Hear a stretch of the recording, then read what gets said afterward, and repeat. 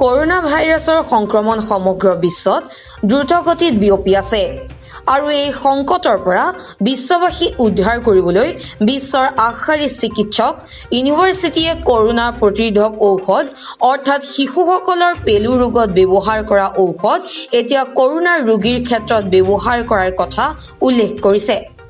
চিকিৎসকে দাবী কৰিছে যে পেলু ৰোগত ব্যৱহাৰ কৰা ঔষধবিধ কৰোনাৰ ৰোগীৰ বাবে উপযোগী। আনহাতে এই ঔষধবিধ ভাৰত, বাংলাদেশ আৰু জাপানত কৰোনা ৰোগীৰ চিকিৎসাৰ ক্ষেত্ৰত ব্যৱহাৰ কৰিছে। বাংলাদেশে পেলু মৰা ঔষধবিধ ব্যৱহাৰ কৰি 60জন কৰোনাত আক্ৰান্ত ৰোগীক সুস্থ কৰি তুলিছে। আনহাতে দেখা গ'ল যে কৰোনাক লৈ চিকিৎসকসকলে গৱেষণা কৰি থকাৰ সময়তে IIT দিল্লী আৰু AIST জাপানৰ বৈজ্ঞানিকসকলে আয়ুৰ্বেদিক ঔষধক কৰোনাৰ ৰোগৰ বাবে প্ৰাধান্য দিছে।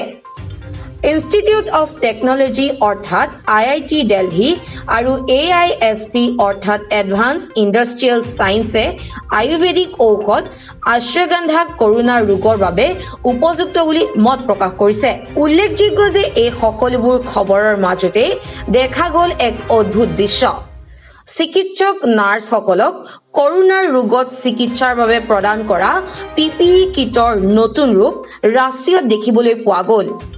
আচলতে ৰাছিয়ান টুলা ৰিজনেল ক্লিনিকেল হস্পিটেলত এগৰাকী নাৰ্ছে ট্ৰান্সপেৰেণ্ট PPE গ্ৰাউণ্ড পিন্ধা ফটো প্ৰকাশ পাইছিল ছ'চিয়েল মিডিয়াত আৰু তাৰ পাছতে বহুতে নাৰ্ছগৰাকীক এনে কাৰ্যৰ বাবে সমালোচনা কৰাও দেখা গৈছিল যে কিদৰে এগৰাকী নাৰ্ছে বিকিনি পিন্ধি পুৰুষৰ ৱাৰ্ডত প্ৰৱেশ কৰিব পাৰিছে। অৱশেষত নাৰ্ছগৰাকীৰ ওপৰত হস্পিটেল কৰ্তৃপক্ষই বিহিত ব্যৱস্থা গ্ৰহণ কৰে। National desk, news today, any.